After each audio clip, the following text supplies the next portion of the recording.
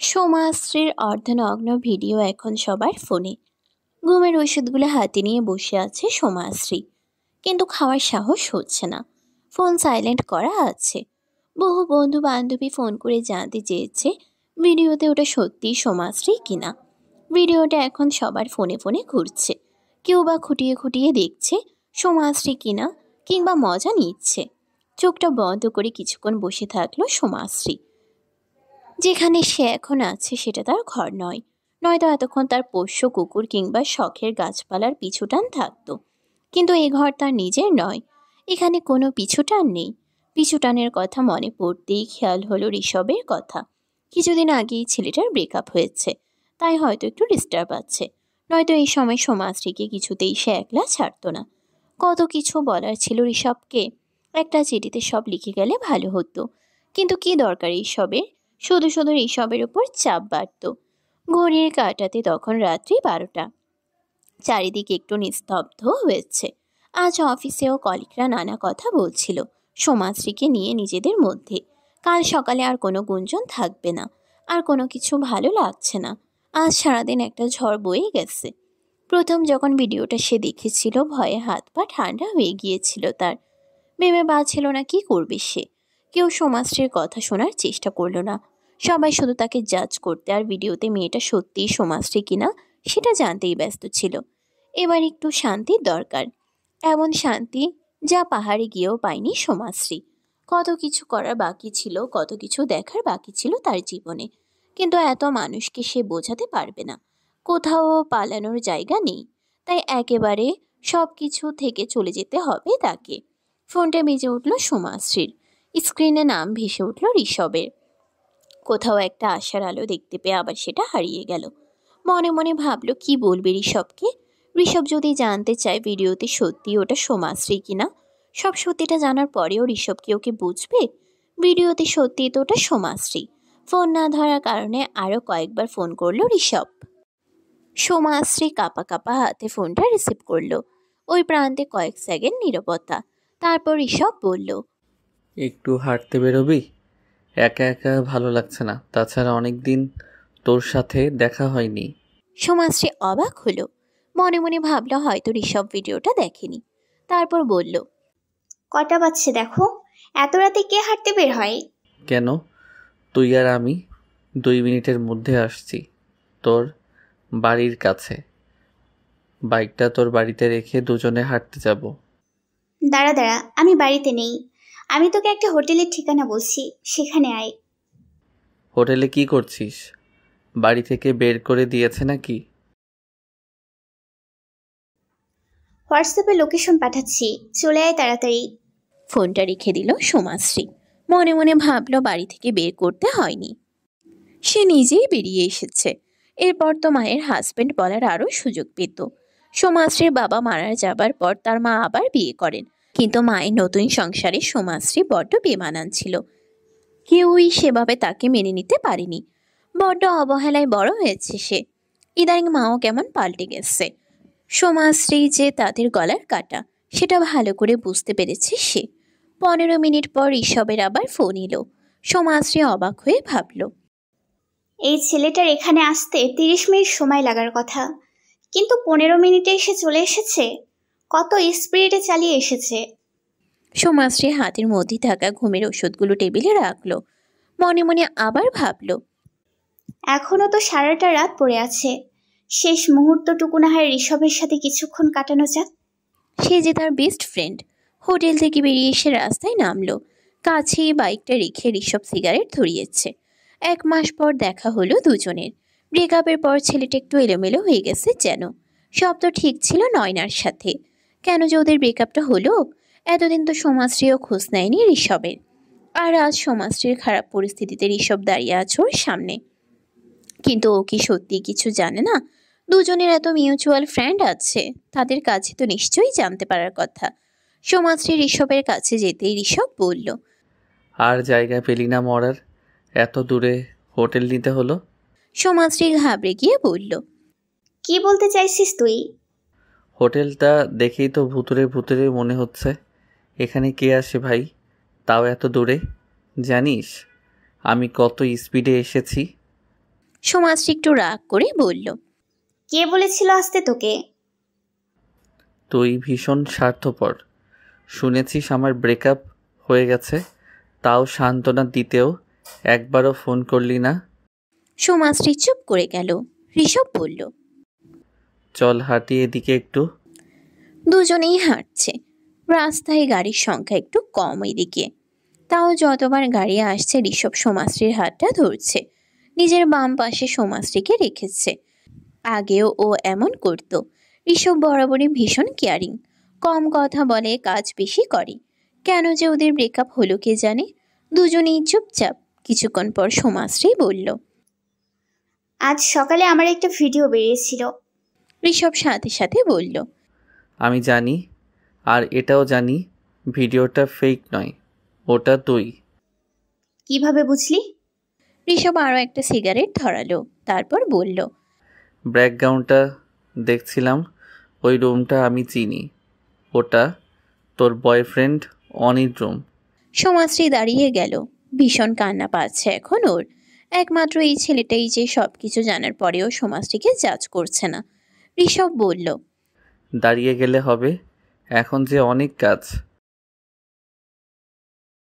সোমাশ্রী কাঁদো কাঁদো গলায় বলল, তোর কিছু প্রশ্ন করার নেই? প্রশ্ন নেই, তবে তুই পুরো ঘটনাটা বলবি এখন, আর আমি শুনবো। দুজনে আবার হাঁটা শুরু করলো। সোমাশ্রীও বলা শুরু করলো। যেদিন অনি ফোন করে বলল সোমাশ্রীকে, আজ আমরা বৃষ্টিতে ভিজব, তুমি একটা ড্রেস নিয়ে আসবে, কারণ ভিজে ড্রেস পরে বেশিক্ষণ থাকলে ঠান্ডা লেগে যেতে পারে। সোমাশ্রীও ভীষণ খুশি হয়েছিল। বর্ষার বৃষ্টিতে প্রেমিকের সাথে ভিজবে বলে একটা ব্যাগে নিজের এক্সট্রা ড্রেস নিয়ে অনি রুমে রেখে দুজনে এই শহরে ভিজতে বেরিয়েছিল। প্রতিদিনের ব্যস্ততা আর চাপের থেকে সাময়িক মুক্তি পেয়েছিল দুজনে। একসাথে এদিক ওদিক ঘুরে দুজনে ফিরে এসেছিল অনির রুমে। অনি বলেছিল, তুমি এখানে চেঞ্জ করে নাও, আমি বাহিরে আছি। ভিজে জামা কাপড় পরে বেশিক্ষণ থেকো না। অনির এই ভালো মানুষের চেহারার পিছনে যে একটা খারাপ মানুষ আছে তা সোমাশ্রী বুঝতে পারেনি। আগে থেকেই সেখানে ক্যামেরা লাগানো ছিল। সেই অর্ধনগ্ন সোমাশ্রীর ভিডিও এখন সবার ফোনে। এত দূর অবধি বলে হাটে থামিয়ে ফুপিয়ে কেঁদে উঠল সোমাশ্রী। ঋষভ সোমাশ্রীর হাতটা ধরে আবার হাঁটতে শুরু করলো। তারপর জিজ্ঞাসা করলো, অনিকে ফোন করে জানতে চাসনি কেন এমন করলো? সোমাশ্রী কাঁদতে কাঁদতে বলল, করেছিলাম, আমাকে সব জায়গা থেকে ব্লক করে রেখেছে। সবই ঠিক ছিল আমাদের মধ্যে, কাল থেকে আমাকে হঠাৎ ব্লক করে দিয়েছে। আর আজ সকালে এসবের সম্মুখীন হলাম আমি। ঋষভ হাঁটছে। সন্ধ্যাবেলা। কথাগুলো খুব মনে পড়ছে। তার এক্স নয়না তাকে ফোন করে বলল, খুব যেই তোমার বান্ধবীর গুণগান গাইতে, দেখো ওর কেমন ভিডিও বের হয়েছে। ঋষভ কিছুক্ষণ চুপ থাকার পর বলেছিল, আমি এখনো বলছি, সোমাশ্রীর মতো মেয়ে হয় না, ও কোনো ভুল কিছু করতে পারে না। কথাটা বলেই ফোনটা রেখে দিয়েছিল ঋষভ। আচ্ছা সোমাশ্রী, তুই এই হোটেলে কেন এসেছিস আর আমাকে ফোন করলি না কেন? আমি কাউকে বিরক্ত করতে চাইনি। ও আচ্ছা, এবার আমি যা বলবো তাই শুনবি। হোটেল থেকে সোজা আমার ঘরে যাবি। মানে? আমার মায়ের অর্ডার, তোকে এখান থেকে নিয়ে যেতে হবে। বারবার বলেছে খালি হাতে ফিরলে আমাকে ঘরে ঢুকতে দেবে না। তার মানে আন্টিও জানে? হুম, আমি বলেছি, মাকে আমি সব বলি। চল, আর হেঁটে কাজ নেই, বাড়ি ফিরি। সোমাশ্রী জানে ঋষভ কেমন একগুঁয়ে, কোনো কথাই শুনবে না তার। তাই আর কোনো কথা না বাড়িয়ে ওর কথা মতো হোটেল থেকে চেক আউট করে ঋষভের বাড়ি ফিরল। রাত্রি প্রায় 2টো। ঋষভের মা সোমাশ্রীকে দেখেই বললেন, এসেছিস, আয় আমার কাছে আয়। রইল তোমার মেয়ে তোমার কাছে। আমার একটু কাজ আছে, আমি আজ রাতে আর ফিরবো না। সোমাশ্রী অবাক হলেও ঋষভের মা শান্ত সুরে বললেন, নিজের খেয়াল রাখিস ঋষভ। যাওয়ার সময় ঋষভ বলে গেল সোমাশ্রীকে, ফোনটা বন্ধ রেখে চুপচাপ ঘুমিয়ে পড়ো মায়ের কাছে। পরের দিন অফিস টাইমে সোমাশ্রী না চাইতেও অফিসে গেল। ওকে দেখে কলিগদের গুঞ্জন থেমে গেল। তাদের মধ্যে একজন সোমাশ্রীর কাছে এসে বলল, ভিডিওটা দেখছো? সোমাশ্রী রেগে বলল। আর কতবার এটা নিয়ে কথা হবে? সবাই তো জানো ওটা আমি। তাদের মধ্যে একজন সোমাশ্রীকে থামিয়ে বলল। আমরা তোমার ভিডিওর কথা বলছি না, তোমার বয়ফ্রেন্ডের ভিডিওর কথা বলছি, যেটা আজ ওর প্রোফাইল থেকে পোস্ট করা হয়েছে। সোমাশ্রী অবাক হয়ে বলল। কি ভিডিও? তাদের মধ্যে একজন ফোনটা বের করে দেখল, যেখানে অনি জোর হাত করে বলছে। সোমাশ্রীর কোনো দোষ নেই, সব কিছু আমি করেছি। ও তো জানতোই না এই রুমে ক্যামেরা লাগানো ছিল। আর দেখলো না সোমাশ্রী। সাথে সাথে ফোনটা বের করে ঋষভকে ফোন করলো। ঋষভ ফোন রিসিভ করতেই সোমাশ্রী উত্তেজিত হয়ে বলল। তুই করেছিস এইসব না? ঋষভ হো হো করে হেসে বলল। তুই একটা ভীতু ছেলের সাথে এতদিন প্রেম করছিলি, কয়েকটা থাপ্পড়ে বাঘ থেকে ভিজে বেড়াল হয়ে গেলি, আর আমার কথা মতো ক্ষমা চেয়ে ভিডিওটা পোস্ট করে দিল। সোমাশ্রী কাঁদতে কাঁদতে বলল। তোর এই ঋণ আমি কিভাবে শোধ করব বলতো? সে তুই পরে একটা ট্রিট দিয়ে দিস। আপাতত একবার থানায় যেতে হবে অনির বিরুদ্ধে স্টেপ নেওয়ার জন্য। আর তোর ভিডিওটা সব জায়গা থেকে ডিলিট করা হয়ে গেছে। তুই অফিসে থাক, আমি যাচ্ছি। আর একটা কথা, সবসময় মাথা উঁচু করে চলবি। তুই কোনো অন্যায় করিসনি। সোমাশ্রী ফোনটা রেখে দিল। তখনও কেঁদে যাচ্ছে আর মনে মনে ভাবছে। সব পুরুষ এক নয়, চলবে। আচ্ছা ঋষভ, আমি তো নিজেই পারতাম ঘর খুঁজতে, তোকে কাজ ছেড়ে আসার কি দরকার ছিল? তোকে বিশ্বাস নেই, আবার কোনো ভুতুরে হোটেল খুঁজে থাকা শুরু করবি, সেটা আমার মাকে গিয়ে বোঝা। আন্টি তো আমাকে ছেলের বৌমা করে রেখে দিতে পারে। না বাবু, আমার এতটাও খারাপ সময় আসেনি যে তোকে বিয়ে করতে হবে। মার বুটিনে এক চর, তাড়াতাড়ি বাইকটা স্টার্ট দে। পারবো না, যা, আমি নিয়ে এসেছি তোকে, এবার তুই বাইক চালিয়ে আমাকে নিয়ে চল। চল, চাপ পড়লে দুজনেই পড়বো। কাছাকাছি একটা রেস্টুরেন্ট দেখে ঢুকলো দুজনে। বাইরে আবারও বৃষ্টি হচ্ছে। সোমাশ্রী আজও কোনো ঘর খুঁজে পেল না। সেদিনের ঘটনার পর থেকে তার আর বাড়িতে যাওয়া হয়নি। বাড়ির লোকও কোনো খোঁজ খবর নেয়নি। ঋষভের বাড়িতেই আছে সেই থেকে। কিন্তু এরপর সোমাশ্রী আর ওদের উপর বোঝা হতে চায় না। যদিও ঋষভের মা সোমাশ্রীকে একা ছাড়তে একদম নারাজ, কিন্তু সোমাশ্রী বোঝে এইভাবে থাকলে সমাজে নানা রকম কথা বলবে সবাই। তাছাড়া নিজের জীবন নিজেকেই বেছে নিতে হবে। এখন তো ও একদম একা। থানায় অনির সামনাসামনি হয়েছিল সোমাশ্রী। পুলিশ জানিয়েছে এভাবে অনেক মেয়ের ভিডিও ও লিক করেছে আগেও। মাথা নিচু করে বসেছিল অনি। 1 বছরের সম্পর্ক ভুলতে বেশি সময় লাগেনি সোমাশ্রীর। ওই রকম একটা বাজে ছেলের সাথে 1 বছর কাটিয়েছিল। ভাবলেই নিজের উপর রাগ হয়। কিরে, কি ভাবছিস? আজ তুই ট্রিট দিবি, মনে আছে তো? অর্ডার দে তুই। কি হলো, মোড চেঞ্জ হয়ে গেল কেন? আবার তুই ওই বাজে ছেলেটার কথা ভাবছিস? ওর নামটা মনে আসলেই আমার রাগ হচ্ছে। সেদিন যখন ওকে মারতে গেলি, আমাকে নিয়ে গেলি না কেন? বিশাল তোর দমরে, বাইক স্টার্ট করতে গিয়েই হাঁপিয়ে গেলি। ও আবার মারপিট করতে যাবে? এই শুয়োর, তুই আমাকে কি ভাবিস বলতো? যাক, বাদ দে। এবার বুঝলাম তোর সাথে নয়নার ব্রেকআপ কেন হয়েছিল। এইভাবেই ঝগড়া করতিস ওর সাথে। ঝগড়া আর আমি? না রে, এতটা ধৈর্য আর শান্ত আমি কখনো থাকিনি যতটা নয়নার সাথে সম্পর্ক থাকাকালীন ছিলাম। কি হয়েছিল আমাকে বল না। আমার ফেসবুক, ইনস্টাগ্রাম সব কিছুর পাসওয়ার্ড ওর কাছে ছিল। পুরো আমিটাকেই ও চালনা করত।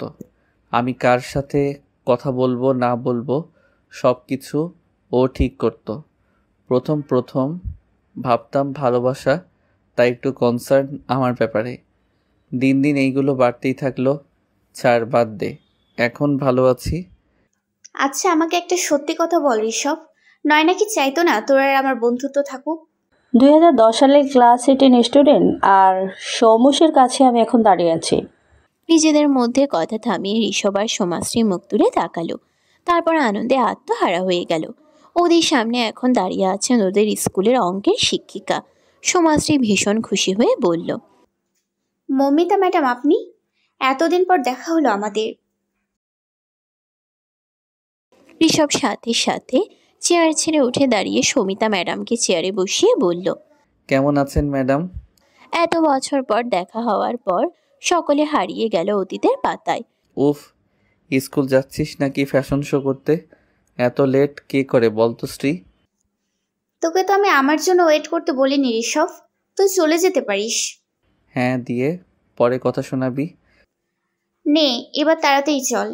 ক্লাস 8-এ পড়া দুজন ছেলে মেয়ের চোখে তখন অনেক স্বপ্ন আর দুজনের গাঢ় বন্ধুত্ব। একদিন স্কুল ছুটির পর ঋষভ লক্ষ্য করলো সোমাশ্রীর স্কার্টে রক্তের দাগ। বাড়ি ফেরার সময় বলল, তুই আমার জামাটা কোমরে বাঁধতে পারবি? তোর জামাটা নিয়ে আমি কোমরে বাঁধতে যাব কেন? যা বলছি কর না, এত কথা বলিস না তো। সোমাশ্রী জানে ঋষভটা ভীষণ একগুঁয়ে, তাই আর কথা না বাড়িয়ে বলল। দে তোর জামাটা। ঋষভ জামাটা খুলে দিল।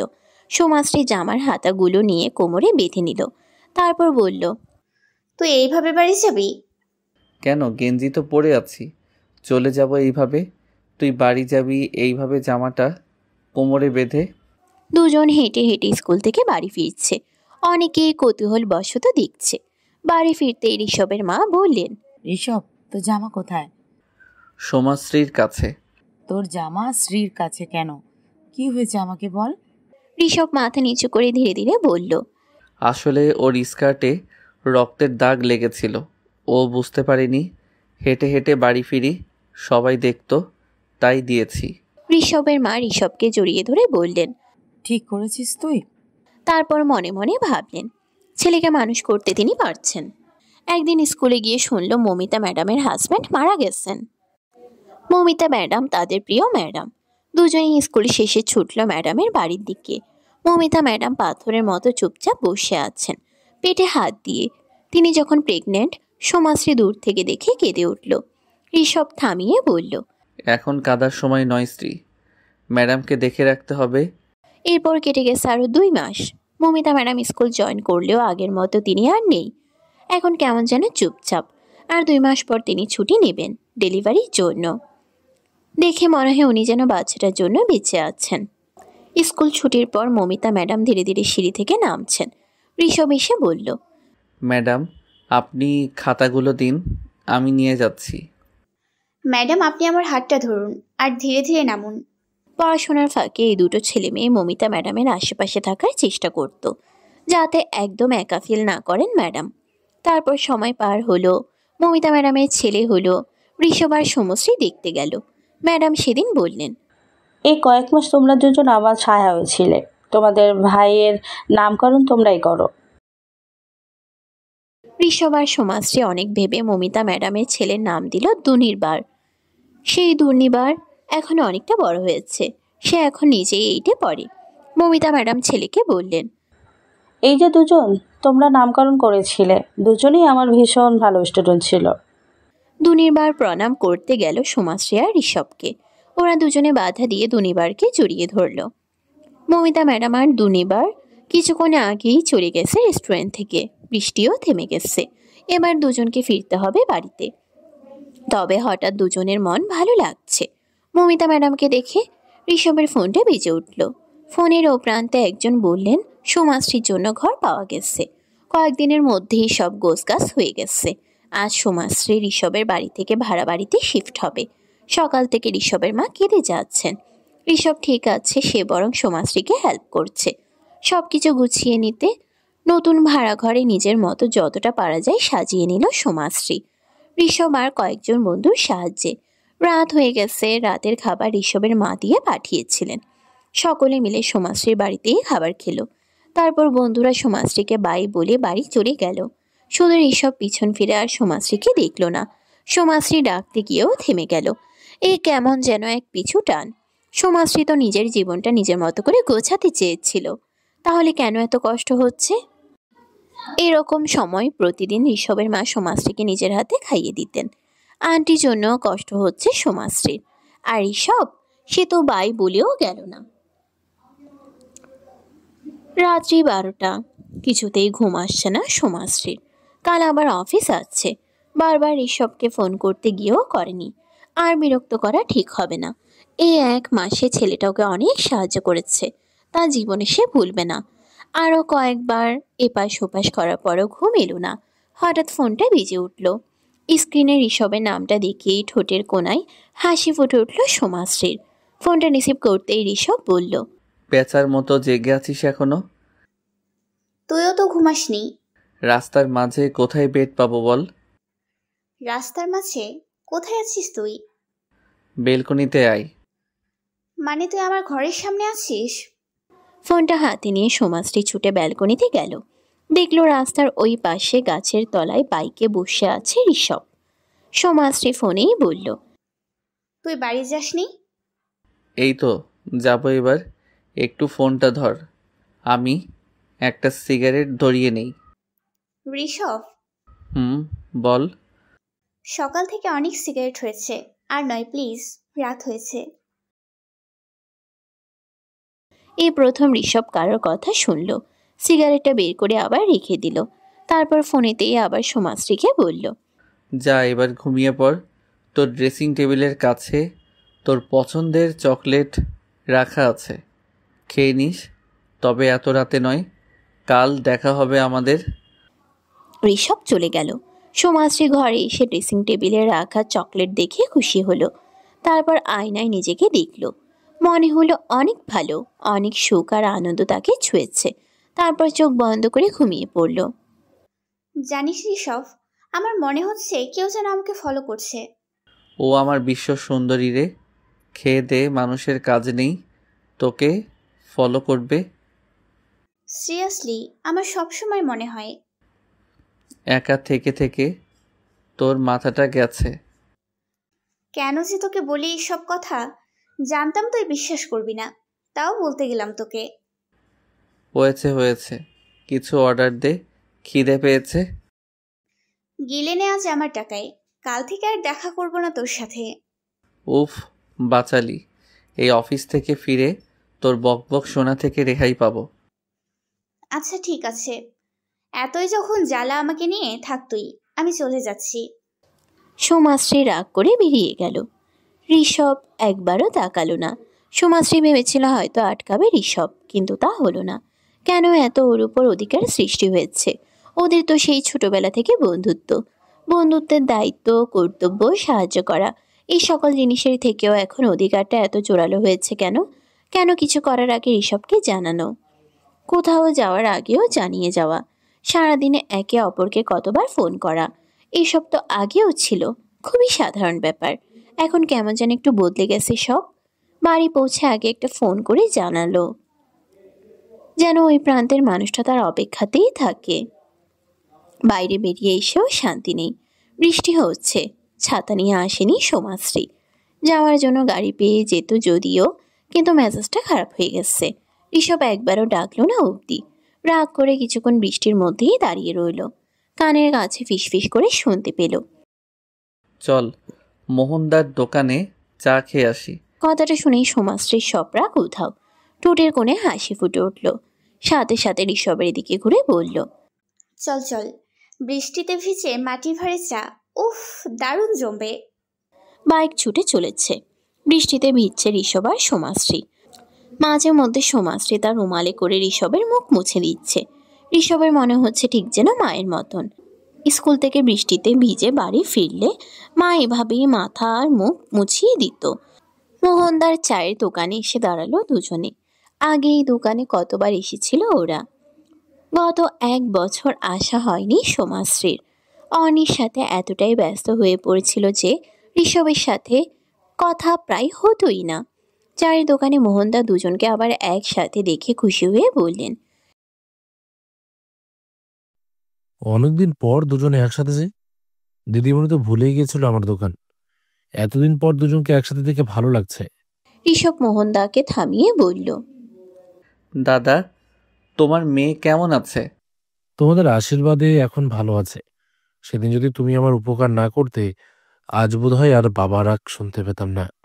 আচ্ছা বাদ দাও না এইসব, সেই সব খারাপ দিন মনে রাখতে নেই। ঋষভের ফোন আসতেই ও একটু সাইডে চলে গেল। সোমাশ্রী মোহনদাকে জিজ্ঞাসা করল, কি হয়েছিল দাদা তোমার মেয়ের? আর বলো না দিদিমণি, হঠাৎ একদিন খুব পেট ব্যথা। দাদাবাবু এসেছিলেন আমার দোকানে চা খেতে। আমি তখন মেয়েকে নিয়ে কি করব ভেবে পাচ্ছিলাম না। দাদাবাবু তখন আমাকে আর মেয়েকে বাইকে চাপিয়ে নার্সিং হোম নিয়ে গেল। ওখানে জানতে পারলাম মেয়ের অ্যাপেন্ডিক্স হয়েছে, তাড়াতাড়ি অপারেশন করতে হবে। আমার কাছে যা টাকা ছিল তাতে হতো না। দাদাবাবু সেদিন আমায় টাকা দিয়ে সাহায্য করেছিল, সেই টাকা আজও দাদাবাবু আমার কাছে নেয়নি। আচ্ছা দিদিমণি, তুমি এতদিন কোথায় ছিলে? দাদাবাবুর সাথে ঝগড়া হয়েছিল? পথ হারিয়ে ফেলেছিলাম, আবার খুঁজে পেয়েছি তোমার দোকান। মোহনদা চা করতে করতে বললেন, জানো দিদিমণি, সপ্তাহে যে দিনগুলোতে তোমরা দুজনে আসতে, গত 1 বছর দাদাবাবু ওই দিনগুলোতে একাই আসতো। যেখানে তোমরা বসে চা খেতে, দাদাবাবু চুপচাপ 2 কাপ চা নিয়ে ওই জায়গায় বসে চা খেত। 1 কাপ খেত, 1 কাপ পাশে নামানো থাকতো, সেটা খেত না, পাশেই নামানো থাকতো। আমি কতবার ঈশ্বরের কাছে চেয়েছি ওই কাপের চা যার জন্য দাদাবাবু নিত, তাকে আবার পাঠিয়ে দাও। ঈশ্বর কথা শুনছেন। সোমাশ্রী নিজের দীর্ঘশ্বাস চাপা দিয়ে রাখল। দূরে দাঁড়িয়ে ঋষভ তখনও ফোনে কথা বলছে। সোমাশ্রীকে ইশারা করে বলল, আর 2 মিনিট। ফোনে কথা বলে সোমাশ্রীর কাছে এলো সে। মোহনদার কাছে থেকে 2 কাপ চা নিয়ে 1 কাপ সোমাশ্রীর হাতে দিল। আচ্ছা ঋষভ, সেদিন তো আর জানা হলো না, তোকে একটা প্রশ্ন করেছিলাম আমি। মনে নেই, বলো আবার। নয়না কি চাইতো না তোর আমার বন্ধুত্ব থাকুক? আজ ফুচকা খাবি? অনেক দিন খাইনি, এই বৃষ্টির মধ্যে পুরো জমে যাবে। কথা ঘোরাবি না, আমার প্রশ্নের উত্তর দে। নয়না অনেক কিছুই চাইতো, আমার পুরো জীবনটাও চালনা করত। ও যেভাবে চাইতো সেইভাবেই থাকতাম। তারপরেও ওর অভিযোগ, অফিস টাইম ছাড়া বাকি সবটুকু সময় ওকে দেওয়ার চেষ্টা করতাম, আর পেরে উঠছিলাম না। তাই মনে হলো সরে আসা ভালো। নয়নাও রাজি ছিল, মিউচুয়াল ব্রেকআপ। সোমাশ্রী আর প্রশ্ন করল না, কারণ ও আগের প্রশ্নের উত্তর সেভাবে পায়নি। ঋষভ এই ব্যাপারটা এড়িয়ে যেতে চায়। থাক, এখন আর এসব কথা না বলা ভালো। দুজনেই যে যার বাড়ি ফিরে গেল। সকালে ঘুম থেকে উঠতে সোমাশ্রীর অনেক লেট হলো। ঘড়ি কাটাতে সকাল 9টা। গায়ে তার ভীষণ জ্বর। অফিস যাওয়া একদম সম্ভব নয় ওর পক্ষে। ফোনটা হাতে নিয়ে দেখলো ঋষভ 2বার ফোন করেছিল। এই সময় ঋষভকে ফোন করলো না। অফিস আছে আজ ওর। নিজে ফোন করে জানিয়ে দিল অফিস যেতে পারবে না। সারাদিন জ্বরে আর উঠতে পারলো না সোমাশ্রী। ফোনটা বন্ধ করে রাখলো। গত রাতে ভিজেছে বলেই ঠান্ডা লেগেছে, তার জন্যই জ্বর। বিকেলের দিকে কলিং বেলের আওয়াজে বিছানা ছেড়ে উঠে বসলো সোমাশ্রী।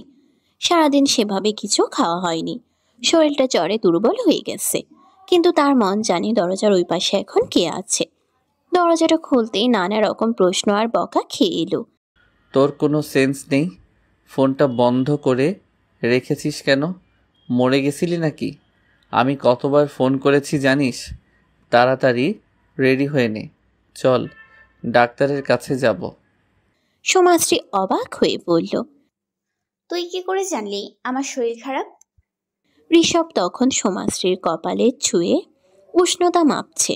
গলার স্বর নরম করে বলল, তোকে ফোনে না পেয়ে তোর অফিসে ফোন করেছিলাম, ওখানেই জানতে পারলাম তোর জ্বর। সোমাশ্রী রাগ করে বলল, তাই জন্য তোকে অফিস থেকে চলে আসতে হলো? সন্ধেবেলা আসতে পারতিস। চিন্তা নেই তোর, আমাকে অফিস থেকে বের করে দিলে তোর টাকায় বসে বসে খাবো। এখন বেশি না বকে তাড়াতাড়ি রেডি হয়ে নে, ডাক্তারের কাছে যাব। ডাক্তারে দেখিয়ে দুজনে যখন বাড়ি ফিরল, গেটের কাছে ঋষভের মা তখন দাঁড়িয়ে আছেন। ওদের দুজনকে দেখে বলল, আজ আমি শ্রীর কাছেই থাকবো ঋষভ, আমি খাবার এনেছি, চল একসাথে ডিনার করব। সোমাশ্রী ঋষভের দিকে তাকিয়ে বলল, তুই বলেছিস আন্টিকে আমার শরীর খারাপ? ঋষভের মা সোমাশ্রীকে বললেন, ঋষভ আমাকে সব কিছু বলে, আমার থেকে কিছু লুকায় না। শেষের কথাগুলো বলার সময় তিনি একবার ঋষভের দিকে তাকালেন। রাতের খাওয়া শেষে ঋষভ সোমাশ্রীর বাড়ি থেকে চলে গেল। সোমাশ্রীর কাছে ঋষভের মা থাকলেন। ঋষভ সোমাশ্রীর ঘর থেকে বেরোতেই দেখল একটা ছেলে সোমাশ্রীর ঘরের দিকে উকিঝুঁকি দিচ্ছে। ঋষভ যেয়ে খপ করে ছেলেটাকে ধরে বলল, কি দেখছিস এইভাবে? ছেলেটা আমতা আমতা করে বলল, কই কিছু না তো, আমি তো এদিকে পেরিয়ে যাচ্ছিলাম। ঋষভের মনে পড়ে গেল সোমাশ্রীর কথাগুলো। ও বলেছিল ওকে কেউ যেন ফলো করে। ঋষভ ছেলেটির জামার কলার ধরে টেনে রাস্তায় নিয়ে গেল। তারপর গলার স্বর উঁচু করে বলল, বল তোকে কে পাঠিয়েছে, নয়তো এমন মারা মারবো যে আর হাঁটতে পারবি না। ছেলেটি পালাবার চেষ্টা করলেও ঋষভের শক্তির কাছে পেরে উঠল না। এইভাবে আরও 5 মিনিট বাঘ বিতণ্ডা চলার পর ছেলেটি বলল, নয়না ম্যাডাম আমাকে বলেছে এই মেয়েটির ব্যাপারে খোঁজ খবর রাখতে। ঋষভ ছেলেটিকে এবার ছেড়ে দিল। তারপর বলল, তোর নয়না ম্যাডামকে বলবি সোমাশ্রীর ব্যাপারে কিছু জানার থাকলে ঋষভকে ফোন করে জেনে নিতে। ছেলেটি এবার ভয়ে ছুটে পালিয়ে গেল। ঠিক সেই সময় ঋষভের ফোনে সোমাশ্রীর ফোন এলো। কি রে, তুই ওই ছেলেটির জামার কলার ধরেছিস কেন? কি হয়েছে? ঋষভ সোমাশ্রীর ব্যালকনির দিকে তাকিয়ে দেখল সোমাশ্রী দাঁড়িয়ে আছে ওখানে। কি হলো বল, চুপ করে আছিস কেন? কিছুই হয়নি, তুই গিয়ে মায়ের কাছে শুয়ে পড়। ঋষভ, সব ঠিক আছে তো? সব ঠিক আছে, আমি আছি তো। যা ঠিক নেই সব ঠিক করে দেব, তুই নিশ্চিন্তে ঘুমিয়ে পড়। আরও কিছুক্ষণ দুজন কানে ফোন ধরে একে অপরের দিকে চুপচাপ তাকিয়ে থাকলো। কি জানার আছে তোমার সোমাশ্রীর ব্যাপারে? লোক না লাগিয়ে আমাকে ফোন করলেই পারতে। আমার কাছে সোমাশ্রীর সব খবরই থাকে। একবার দেখা করতে পারবে ঋষভ? কেন, ফোনে বলা যায় না? না, সব কথা ফোনে হয় না। বেশ, সন্ধেবেলা দেখা হোক তাহলে। ঠিক আছে। নয়নার সাথে কথা বলে ঋষভ ফোনটা রেখে দিল। আয়নার সামনে দাঁড়িয়ে মনে পড়ছিল 1 বছর আগে সব কথা। সোমাশ্রীর জীবনে তখন অনির প্রবেশ। হঠাৎ করে ঋষভের মনে হলো তার জায়গাটা যেন অন্য কেউ নিয়ে নিয়েছিল। সোমাশ্রী কেমন বদলে গিয়েছিল। সারাক্ষণ অনি আর অনি। ঋষভ বুঝতে পারতো না কেন অনির নাম শুনলে তার রাগ হতো। ছোট থেকে একসাথে বড় হয়ে ওঠার মাঝে তাদের জীবনে তৃতীয় কোনো মানুষের প্রবেশ ঘটেনি। কিন্তু হঠাৎ এই সময় অনির সোমাশ্রীর জীবনে প্রবেশ সবকিছু যেন লণ্ডভণ্ড করে দিয়েছিল। একসাথে থাকার ফলে দুজনের মধ্যে যে অধিকার জন্মেছিল তা এক ধাক্কায় অভিমানের রূপ নিয়েছিল ঋষভের কাছে। মা বারবার বলতেন, তুমি কাউকে থাকার জন্য জোর করতে পারো না, যে থাকার এমনিতেই থাকবে। তাছাড়া তোমাদের সম্পর্ক বন্ধুত্বের, তাই ভালোবাসার মানুষ আসতেই পারে জীবনে। আর সোমাশ্রীর এসেছে, কাল তোমার জীবনেও আসবে, এইটাই মেনে নিতে হবে। ঋষভ আর সোমাশ্রীর সম্পর্ক শুধুই বন্ধুত্বেরই ছিল। তবু কেন ঋষভের খারাপ লাগতো সোমাশ্রীর সাথে অনিকে দেখে, তা সে কিছুতেই বুঝতে পারতো না। সোমাশ্রী থেকে দূরত্ব তৈরি হওয়ার সময় নয়না আসে। নয়নাকে কোনোদিন এসব ব্যবহার করতে চায়নি, বরং নিজের জীবনের সবটাই নয়নার কাছে তুলে ধরেছিল। ওই সময় ঋষভ একটু শান্তি খুঁজছিল। কখন এসেছো ঋষভ? আমি কি আসতে একটু লেট করলাম? না না, আমি আগে এসেছি, বসো। আমাকে ভালোবাসলে না কেন ঋষভ? কী সব বলছো নয়না? কেউ জানুক আর না জানুক, আমি তো জানি আমাদের একটা মিথ্যে সম্পর্ক ছিল। ওটা মিথ্যে ছিল না নয়না, তুমি যেভাবে বলেছিলে আমি সেইভাবে ছিলাম। তুমি তো ছিলে না ঋষভ, বাকি সব কিছু ছিল। আমি তোমার ফেসবুক, ইনস্টাগ্রাম সব চেক করতাম, কোথাও কিছু পাইনি। সোমাশ্রীর সাথেও দূরত্ব ছিল, যা বলতাম তাই করতে, যেখানে আসতে বলতাম আসতে, ফোন করলে যতই ব্যস্ত থাকতে না কেন ঠিক রিসিভ করতে। তারপরেও তো এই সম্পর্কে তুমি ছিলে না।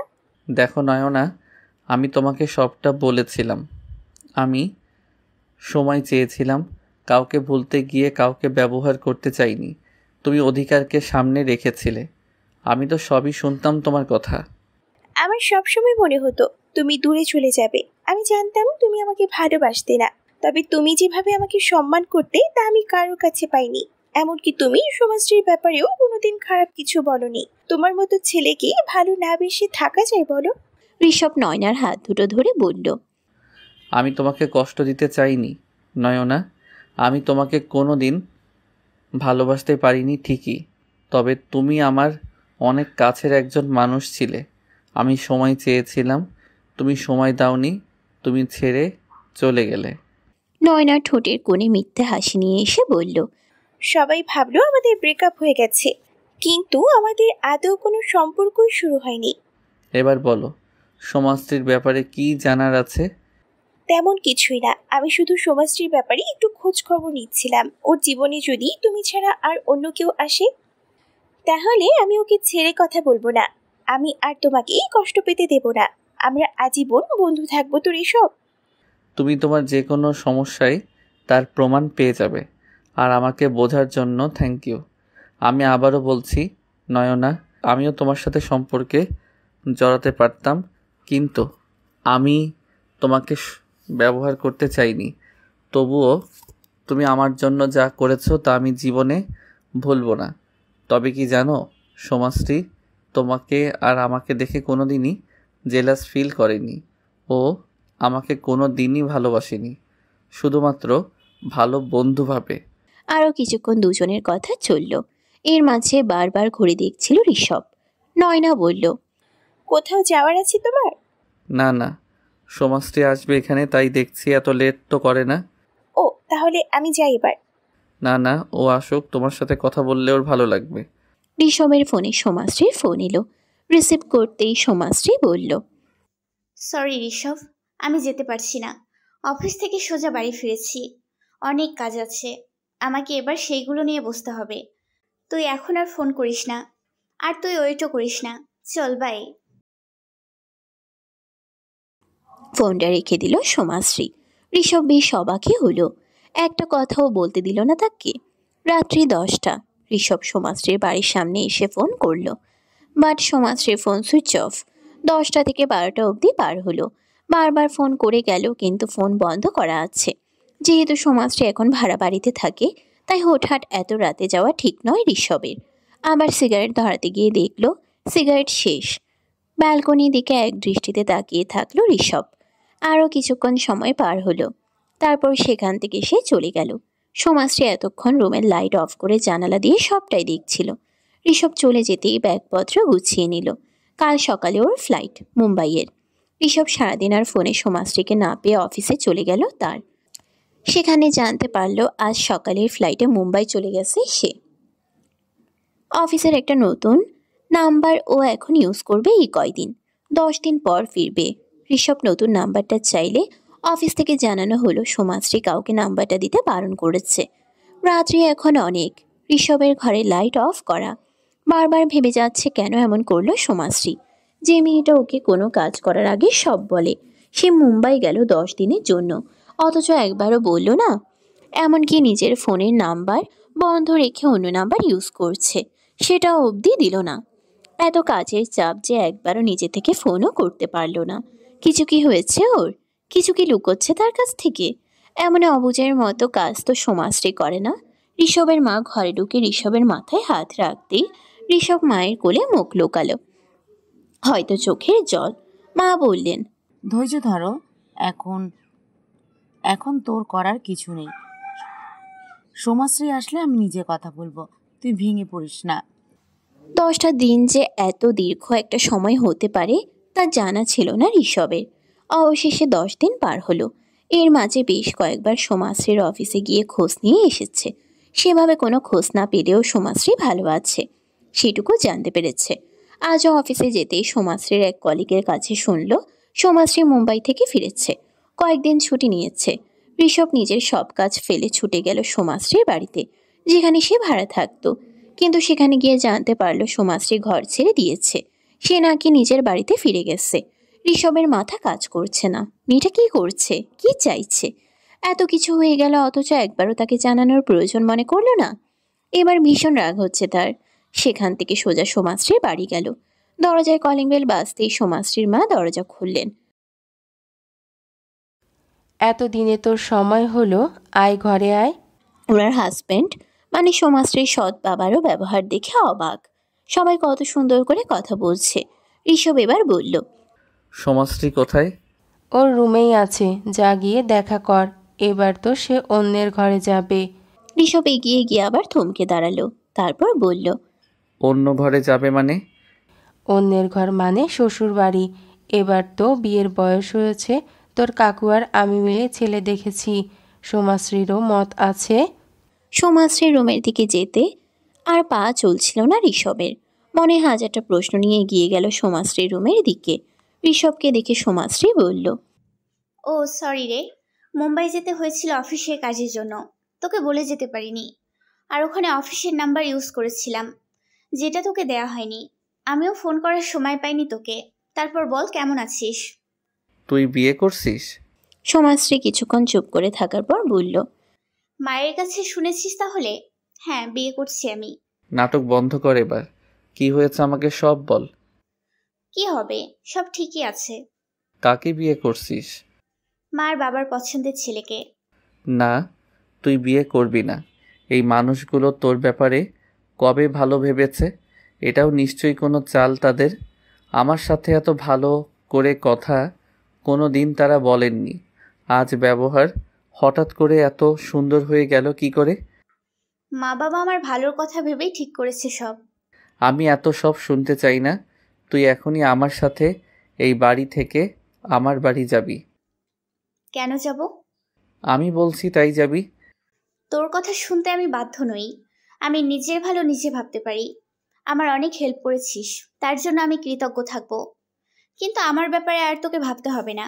আমি আমার জীবনের ডিসিশন নিজে নিতে পারি। ঋষভ চুপ হয়ে গেল। সোমাশ্রীর এমন ব্যবহার আগে কোনোদিন দেখেনি। হুট করে এতটা বদলে যাওয়ার কারণ কিছু বুঝতে পারল না ঋষভ। চুপচাপ সোমাশ্রীর রুম থেকে বেরিয়ে এলো সে। গেটের কাছে যেতেই সোমাশ্রীর মা ডেকে বললেন, ঋষভ, একটা কথা বলি শোন। তোরা আর আগের মতো ছোট না, বড় হয়েছিস। তাই আগের মতো এত মেলামেশা ঠিক নয় তোদের। তাছাড়া কদিনের মধ্যেই সোমাশ্রীর বিয়ে দেব, তাই তুই ওর থেকে যতটা পারিস দূরে থাক। আর হ্যাঁ, বিয়েতে অবশ্যই আসিস কিন্তু। ঋষভ আর কথা বলার মতো অবস্থায় নেই। চুপচাপ চলে গেল। প্রায় 10-12 দিন পার। বিয়ের সব কথাবার্তা পাকা, হাতে গোনা আর কয়েকটা দিন। ঋষভ ফোন করেনি। সোমাশ্রীও নিজেকে সবকিছু থেকে বিচ্ছিন্ন রেখেছে। এখন সে ঘরবন্দি, অফিসেও যায় না। এখন সোমাশ্রী এ বাড়ির সকলের ব্যবহার দেখে আর অবাক হয় না। সবাই তাকে এত ভালোবাসা দেখালেও আসলে সবটাই সে জানে। যাক, এবারে লোকেরা এখনো অন্তত সোমাশ্রীকে আপন করেছে, যদিও সেটা কদিনের জন্য। বিয়ের পর যে আর কোনো সম্পর্ক থাকবে না সেটা সে ভালো করেই জানে।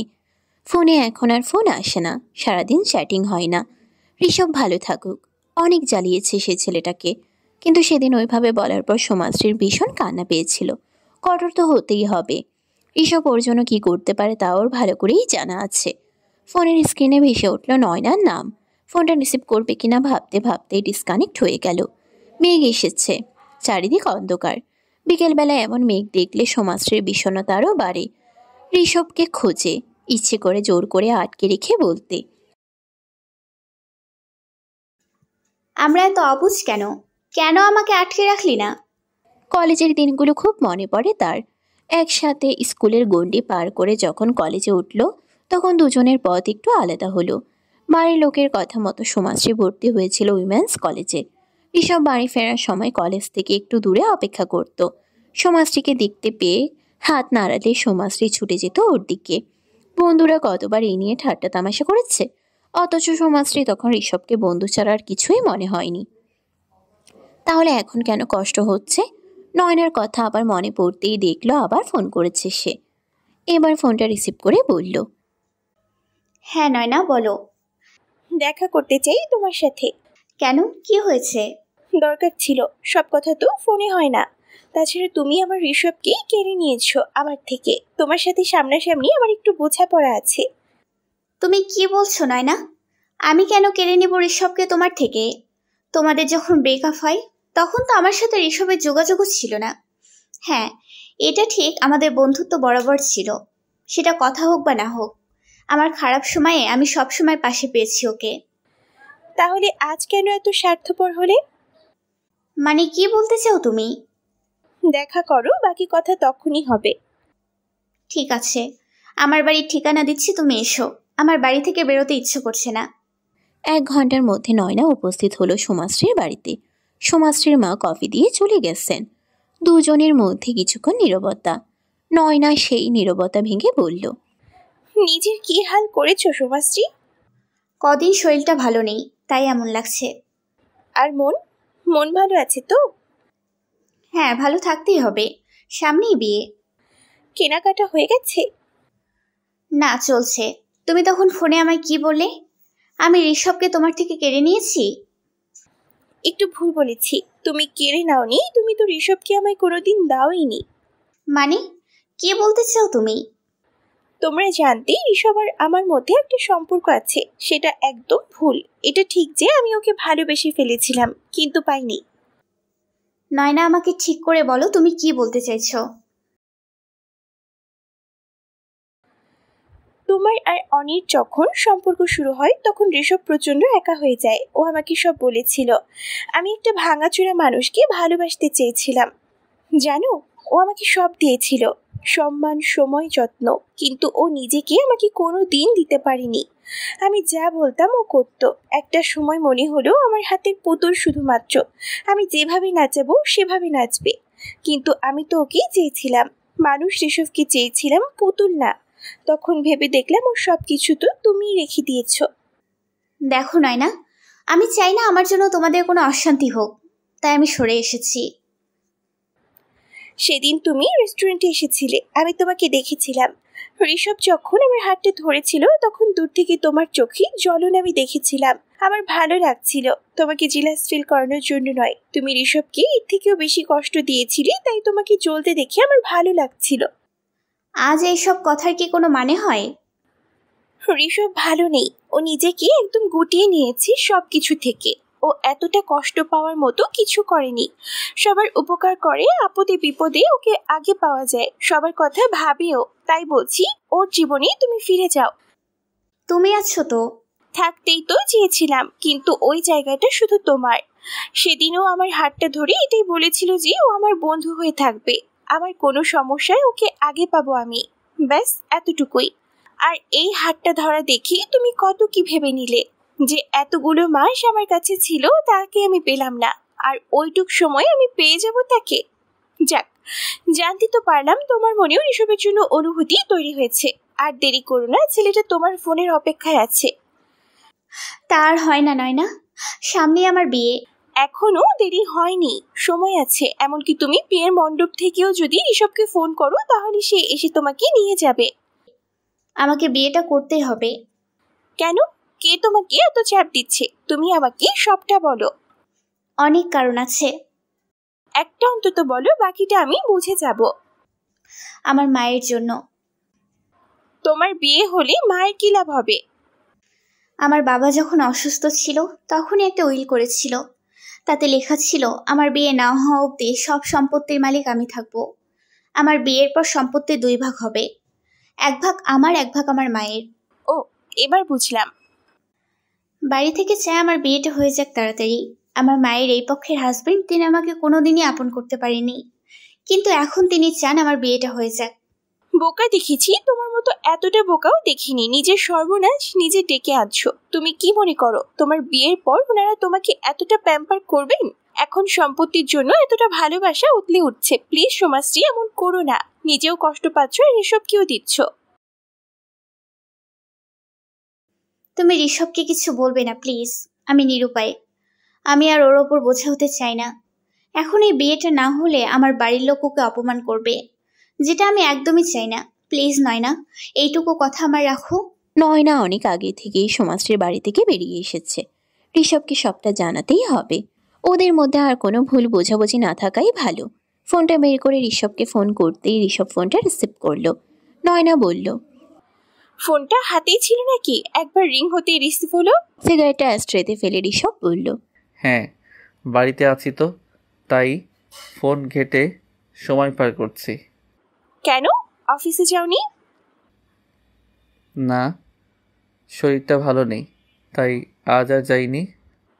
উফ, কারোর শরীর ভালো নেই, কারোর মন ভালো নেই, মাঝখানে আমি মেসেঞ্জার হয়ে গেছি। অথচ মিল হলেও আমি হারাবো আর না হলেও আমি পাবো না। কোনো দিকেই আমার লাভ নেই। তাও বন্ধুর জন্য যতটা পারি করার চেষ্টা করব। ঋষভ এবার অবাক হয়ে বলল, কি বলছো? আমি বুঝতে পারছি না। সমাজটির বাড়ি থেকেই বের হলাম, অনেকক্ষণ ওখানে ছিলাম। এরপর নয়না সমস্ত কথা ঋষভকে জানালো। ঋষভ সে আগের মতোই চুপ করে থাকলো। নয়না বলল, তুমি কিছু করবে না? না, ও নিজে থেকে না ডাকলে আমি যাব না। তুমি ওর ভুল ভাঙিয়ে দিয়ে এসেছো, এবার ও না ডাকা অবধি আমি যাব না। তাতে যতই কষ্ট হোক আমার। পরের দিন অফিস টাইম, সোমাশ্রীর ফোন এলো। প্রথমে ঋষভ নিজের চোখে বিশ্বাসই করতে পারেনি। বুকের মধ্যে একসাথে যেন অনেকগুলো ড্রাম বাজছিল।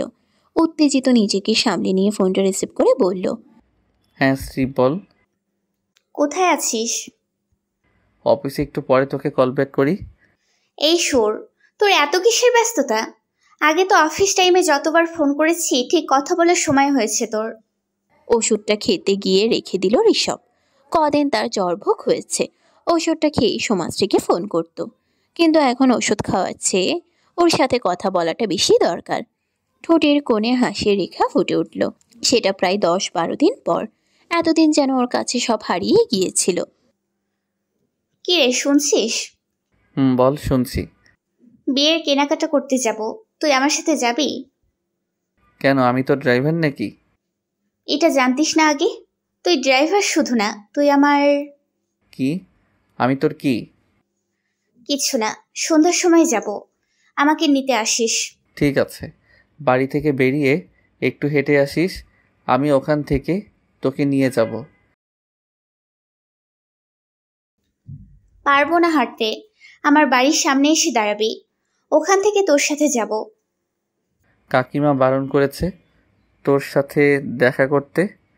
যা বলছি করবি, বেশি কথা বলবি না। সন্ধ্যের সময় বহুদিন পর সোমাশ্রীকে দেখছে ঋষভ। বাইকে বসার পর সোমাশ্রীকে নিয়ে চলে গেল। ছাদে দাঁড়িয়ে সবটা লক্ষ্য করছিলেন সোমাশ্রীর মা। কোথায় যাব আমরা শ্রী? আগে তো এই প্রশ্নই করতিস না। যাই হোক, শাড়ির দোকানে যাব, বিয়ের শাড়ি কিনবো। তাহলে তোর হবু বরকে ফোন কর। কেন, আমার হবু বর শাড়ি পরবে? পরবো তো আমি, চুপচাপ বাইক চালাতো, কথা বললেই মাথা গরম হয়। আবারও মুচকি হাসল ঋষভ। তবে এই সময়টা বেশ অন্যরকম।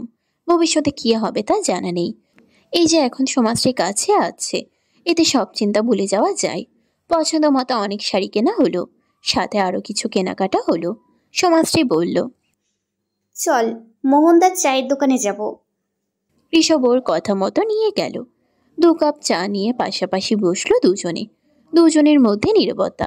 সোমাশ্রী মনে মনে ভাবল, একবার ঋষভ বলুক তোকে ছেড়ে আমি থাকতে পারবো না, এই বিয়েটা করিস না, তাহলে যে সব কিছু ছেড়ে ঋষভের কাছে ফিরে যাব।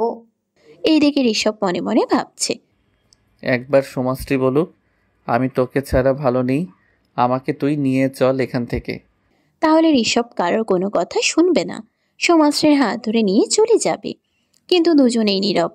বাড়ি ফিরে গেছে দুজনে একে অপরকে মনের কথা না বলে।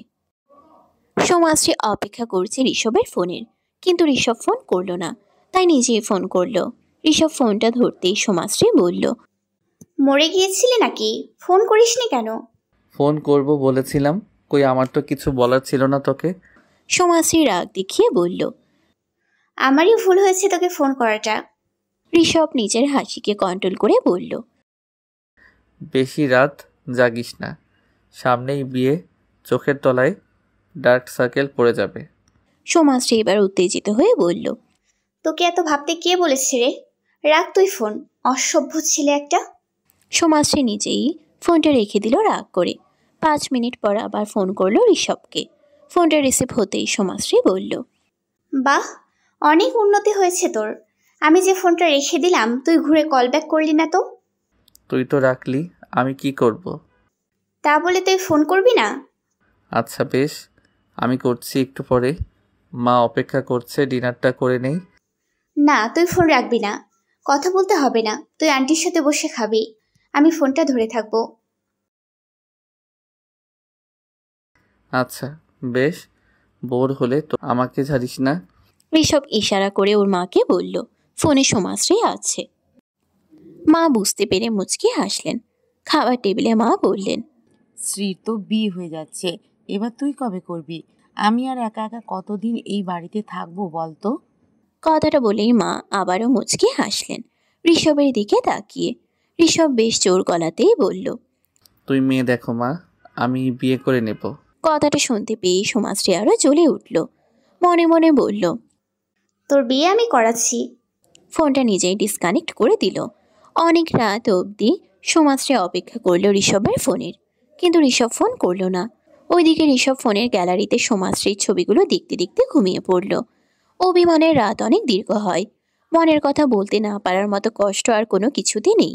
ঋষভ কি বদলে গেল? আগে তো এমন ছিল না। কতবার ঝগড়া হয়েছে, নিজে থেকেও মিটমাট করেছে, বারবার ফোন করেছে, কিন্তু ঋষভের এখনকার এই পরিবর্তন কিছুতেই মেনে নেওয়া যাচ্ছে না। মুম্বাইয়ে যাওয়া, ফোন বন্ধ রাখা, বাড়িতে সেদিন ওইভাবে কথা বলা, এইসবে কেউ আঘাত পেয়েছে? সেরকম হলে সোমাশ্রী নিজে ক্ষমা চেয়ে নেবে। যে কোনো সম্পর্কে ভুল করলে ক্ষমা তো চাওয়াই যায়। ঋষভ তো এতটাও কঠোর নয়। নয়নার কথা যদি সত্যি হয়, ঋষভ যদি সোমাশ্রীকে ভালোবাসে, তাহলে ওর একবারও খারাপ লাগলো না কেন? বিয়ের কেনাকাটার সময় একবারও তো সোমাশ্রীর মনে হলো না যে ঋষভের কষ্ট হচ্ছে, বরং ও বেশ হাসি খুশিই ছিল। ফোনেও তো শুনলো সে আন্টিকে বলল মেয়ে দেখতে, বিয়ে করবে।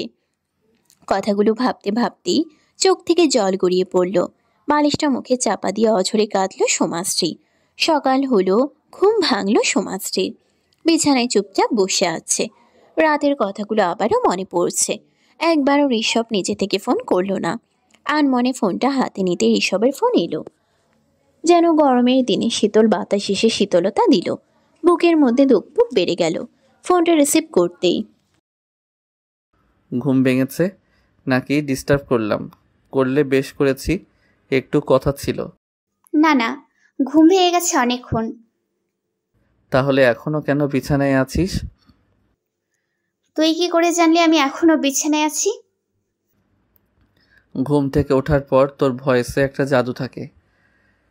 তারপর সারাদিন তো ওই ঝগড়াটে গলা। ও হবে হয়তো।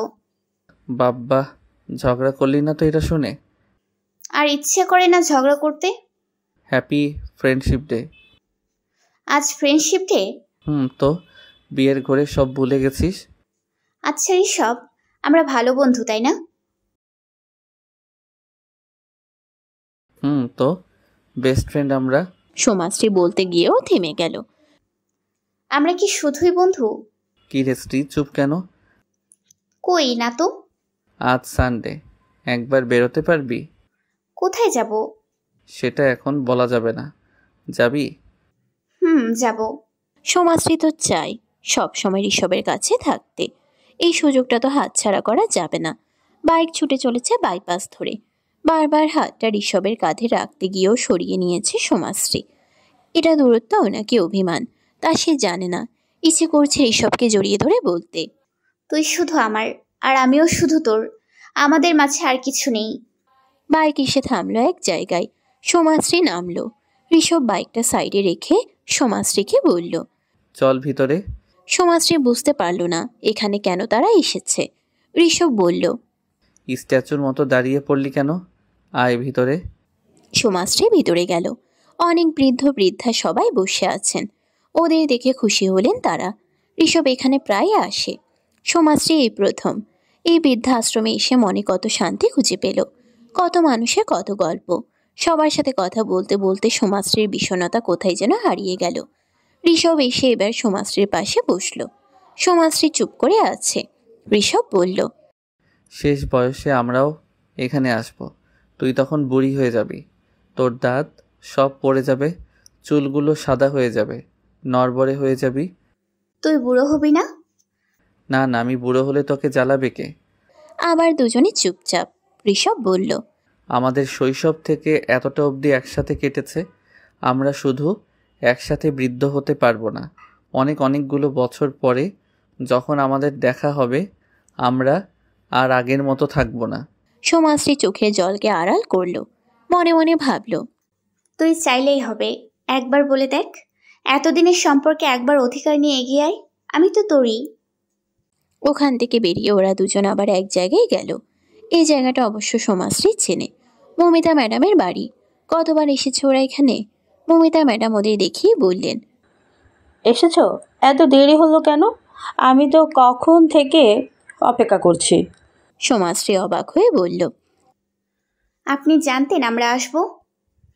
হ্যাঁ জানতাম তো, ঋষভ আমাকে আগেই জানিয়েছিল। তারপর তিনজনে অনেক গল্প হলো।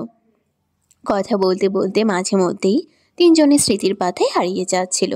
ম্যাডাম নিজে হাতে রান্না করে ওদের খাওয়ালেন। ওখান থেকে বেরিয়ে এবার দুজনে স্কুলের দিকে গেল। যদিও আজ ছুটি। চারিপাশে ঘুরে ঘুরে দেখল। সোমাশ্রী বলল, থ্যাংক ইউ এখানে আমাকে নিয়ে আসার জন্য। আর তো হবে না, বিয়ে করে সংসারী হয়ে যাবি তুই, তখন তো আর সময়ই হবে না। ফুরফুরে মেজাজটা আবার বিষণ্ণ হয়ে গেল সোমাশ্রীর। ঋষভ বলল, চল এবার বাড়ি ফেরা যাক। না আমি যাব না, তোর তাড়া থাকলে তুই যা। তুই কি করবি? এখানেও কোথাও চুপচাপ বসে থাকবো। চল তাহলে আমিও বসবো। দুপুর গড়িয়ে বিকেল। বিকেল হতেই প্রচণ্ড মেঘ এসে বৃষ্টিপাত। ওরা একটা গাছের তলায় আশ্রয় নিয়েছে। অবাধ্য জলের ছিটে এসে সোমাশ্রীকে ভিজিয়ে দিচ্ছে। সামনে এসে দাঁড়ালো ঋষভ। সোমাশ্রী ঋষভের পিছনে মনে মনে ভাবছে সে। এইভাবে সারা জীবন আমায় আগলে রাখতে পারবি না ঋষভ? এই যেন এক নিরাপদ আশ্রয়। ছোট থেকেই সেভাবে কারোর ভালোবাসা পায়নি সে। অনিয় বিশ্বাসঘাতকতা করেছে। একমাত্র ঋষভ ছাড়া কোথাও সম্মান, ভালোবাসা, যত্ন আর আশ্রয় পায়নি। তুই তো পুরো ভিজে গেছিস ঋষভ, দেখি মাথাটা মুছিয়ে দেই। আরে কিছু হবে না। আয় এদিকে, ওড়নাটা দিয়ে মাথাটা মুছিয়ে দেই। তুই পুরো একদম আমার মায়ের মতো। বাড়ি ফিরে গেছে দুজনে। ইদানিং ঋষভের এই চার দেওয়ালের মধ্যে এলে দম বন্ধ হয়ে আসে। মনে হয় কেউ যেন তার সব কিছু কেড়ে নিয়ে চলে যাচ্ছে। মাঝে মধ্যে স্বপ্ন দেখে তার হাতে কিছু নেই, সব হারিয়ে গেছে, নিঃস্ব হয়ে গেছে একদম। স্বপ্নের মধ্যেই হাঁপিয়ে ওঠে। মনে হয় তখন কেউ তার ঘুম ভাঙিয়ে বলুক, সব ঠিকই তো আছে, কিছু হারিয়ে যায়নি তোর জীবন থেকে। সোমাশ্রীকে ফোন করলো। ফোনে রিং হতে না হতেই রিসিভ করলো সে। বল। কি করছিস? কিছু না, বসে আছি। তুই? বেলকনিতে এলাম। সিগারেট নিয়ে বসে আছিস তাই না? হাতে সিগারেটটা নিয়ে ধরাতে গিয়ে আর ধরালো না। মুখে বলল, কই না তো, আমি এমনি দাঁড়িয়ে আছি। কেন, সিগারেট ছেড়ে দিয়েছিস নাকি? না না, দুনিয়া ছেড়ে দেব, তবু সিগারেট ছাড়বো না। এত প্রেম সিগারেটের প্রতি? ওটাই তো একমাত্র সঙ্গী যা আমাকে কোনো দিন ছাড়বে না। ভালো। শ্রী, বল। বিয়েটা করা কি খুব দরকার তোর? কেন? না, সময় তো পেরিয়ে যাচ্ছে না। তাছাড়া তুই সবেমাত্র ক্যারিয়ার শুরু করেছিস, আরও একটু সময় নিতিস, তারপর দেখে শুনে বিয়ে করতিস। সোমাশ্রী মনে মনে ভাবল। তবু তুই সোজাভাবে বলবি না যে তোকে ছাড়া আমি থাকতে পারবো না? ঘুরিয়ে পেঁচিয়ে বলতে হবে? ঋষভের ফোনে একটা আননোন নাম্বার থেকে বারবার কল আসছে দেখে ঋষভ সোমাশ্রীকে একটু পরে ফোন করছি বলে রেখে দিল। তারপর ওই আননোন নাম্বারে কল ব্যাক করলো। কি ঋষভ বাবু, চিনতে পারছো? অনি। বাহ, মনে রেখেছো আমাকে তাহলে। মনে রাখার মতোই জিনিস তুমি। তা হঠাৎ আমাকে ফোন করলে, জেল থেকে ছাড়া পেয়ে গেছো? জামিন পেয়েছি তোমাদের সর্বনাশ করার জন্য। এখনো ভালো হলে না? শুনলাম সোমাশ্রীর বিয়ে, আমার হাত থেকে ওকে বাঁচাতে পারো কিনা দেখো। হ্যালো হ্যালো অনি। ফোনটা ডিসকানেক্ট হয়ে গেছে। এই প্রথম ঋষভের মনে ভয় শুরু হলো। তাড়াতাড়ি সোমাশ্রীকে ফোন করলো। শোনো শ্রী, যতই প্রয়োজন হোক না কেন তুই বাইরে একদম বেরোবি না। কেন, কি হয়েছে? এত প্রশ্ন করবি না, যা বলছি শোন। পরের দিন ঋষভ বারবার সোমাশ্রীকে ফোন করছিল, শুধুমাত্র সোমাশ্রী ঠিক আছে কিনা জানার জন্য। সন্ধ্যের দিকে সোমাশ্রী নিজে একবার ঋষভকে ফোন করলো। ঋষভ ফোন ধরতেই সোমাশ্রী হাওমাও করে কেঁদে উঠল। ঋষভ বারবার জানতে চাইল, কি হয়েছে? সোমাশ্রী নিজেকে একটু শান্ত করে বলল, কালই আমার বিয়ে। বাড়ি থেকে হঠাৎই ঠিক হলো, ঘরোয়াভাবে সবকিছু হবে, ছেলেকে নাকি বাইরে যেতে হবে, তাই তাড়াহুড়ো করে সিদ্ধান্ত নেওয়া হলো। ঋষভ দাঁতে দাঁত চিপে রেগে বলল, আর তোর সিদ্ধান্ত কি? তুই তো নিজের সিদ্ধান্ত নিজে নিতে পারিস, তাহলে তুই কি চাস? সোমাশ্রী অবাক হলো, মনে মনে ভাবল, ঋষভ এখনো চুপ করে থাকবে, কিছু বলবে না? কিছুক্ষণ থেমে সোমাশ্রী বলল, আমি কি চাই তাতে কারোর কিছু যায় আসে না।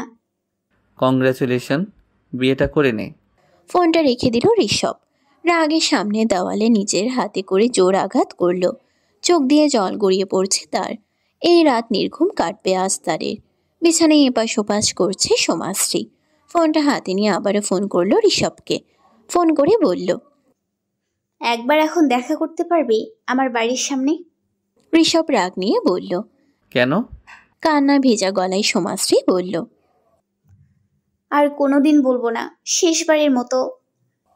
ঋষভ থমকে গেল। আর কিছু বলার ক্ষমতা নেই তার। কোনো রকমে নিজেকে সামলে নিয়ে বলল, আসছি আমি। কিছুক্ষণের মধ্যেই ঋষভ পৌঁছে গেল। বাইকের আওয়াজ শুনে সোমাশ্রী বেরিয়ে এসে ঋষভকে জড়িয়ে ধরল। কতক্ষণ জড়িয়ে রেখেছিল তা তারা জানে না। তারপর সোমাশ্রী বলল, যা এবার তুই, মুক্ত আমার থেকে, আর জ্বালাবো না কোনোদিন। সোমাশ্রী এগিয়ে গেল ঘরের দিকে। ঋষভ বলল, একবার দাঁড়া, কিছু দেওয়ার আছে তোকে। কথাটা বলে একটা চিঠি বের করে সোমাশ্রীর হাতে দিল। তারপর চলে গেল। সোমাশ্রী নিজের রুমে এসে চিঠিটা খুলল। তাতে লেখা ছিল, মুহূর্তগুলো জীবন্ত এখনো, আর অভ্যেস দোসর। এই জন্মে রইল অসমাপ্ত, পরজন্মে হোস জাতিস্বর। লেখাটা পড়ে কাঁদতে কাঁদতে সোমাশ্রী বলল, আমি তো তোকে এই জন্মেই চেয়েছিলাম ঋষভ। দুজনের মধ্যে এত ইগো ভালো নয় ঋষভ। তুমি তো বুঝতে পারছো যে ও তোমাকে ভালোবাসে, তাহলে তুমি কেন কিছু বলছো না? ও এই কয়েক মাস নানা রকম ট্রমার মধ্যে দিয়ে গেছে, তুমিই তো সামলাচ্ছ। তাহলে আজও যে মনের বিরুদ্ধে গিয়ে কাজ করছে তাকে তুমি বাধা দেবে না? নয়নার কথাগুলো চুপচাপ শুনে যাচ্ছে ঋষভ, পুরো নির্বাক। নয়না আবারও বলল, কি বলছি তুমি শুনতে পাচ্ছ? ঋষভের মা এসে বললেন, বলে কোনো লাভ নেই নয়না, ও নিজের দিকটা দেখছে। কাল রাতেও মেয়েটা ডেকে পাঠিয়েছিল, ওর কান্না দেখেও এর মন গলেনি। কাল যখন ফোনে বলল ওর আজ বিয়ে, আমি তখন জিজ্ঞাসা করেছিলাম ওর সিদ্ধান্ত কি। ও বলল ওর ইচ্ছে নিয়ে কারোর কিছু যায় আসে না। তখন তো ও একবার বলতে পারত। সেদিন ওর মা বলল ওর সাথে এখন মেলামেশা না করি। শ্রী যদি ওর মনের কথা না বলে তাহলে আমার তো মনে হবে আমিই জোর করে অধিকার ফলাচ্ছি। আচ্ছা বেশ, শান্ত হও। আমি কি একবার সোমাশ্রীর সাথে কথা বলবো? না, ও যথেষ্ট ম্যাচিওর, নিজের সিদ্ধান্ত নিজে নিতে পারবে। কিছুক্ষণ নীরবতা। ঋষভের মা চলে গেলেন। ঋষভ বলল, ছাড়ো এইসব কথা, তোমার কথা বলো। মামা মামির সাথে এখন সম্পর্ক কেমন? নয়না দীর্ঘশ্বাস ফেলে বলল, আর কেমন, ওই আগের মতোই। এখন তারাও আমার বিয়ের জন্য উঠে পড়ে লেগেছেন। মা বাবা মরা মেয়ে আমি, ছোট থেকেই তাদের ছত্রছায়া মানুষ, তাই মনে করেন আমার জীবনের সব সিদ্ধান্ত নেওয়ার অধিকার শুধু তাদের আছে। তুমি কি চাও? আমার গ্রামের দিকে বাবার কিছু সম্পত্তি আছে যা এখন আত্মসাৎ করে বসে আছে কাকারা। আমি শুধু নিজের ভাগটুকু ফিরে পেতে চাই। ওখানে শুনেছি ভালো স্কুল নেই, একটি স্কুল করতে চাই। আপাতত এইটুকু ইচ্ছে।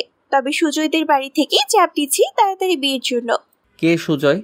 তোমাকে বলা হয়নি, মামা মামি আমার জন্য পাত্র দেখেছেন। ওর নাম সুজয়, ভালো ছেলে, কথা বলে তাই মনে হলো।